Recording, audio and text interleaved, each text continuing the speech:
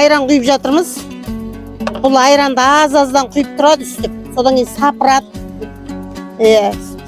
Өте тез кетпеу үшін мына сүт бір келкі араласып, бір келкі кіру үшін бұны аз-аздан құйып араластырып тұрады.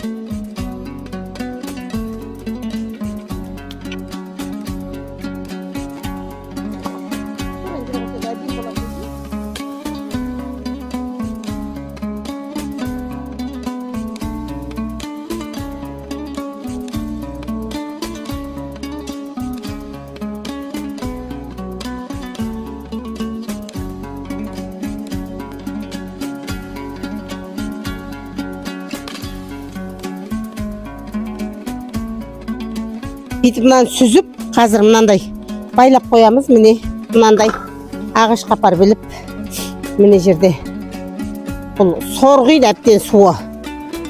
Сорғып біткеннен кейін бұны аламыз. Бұл ағырымчык. Міне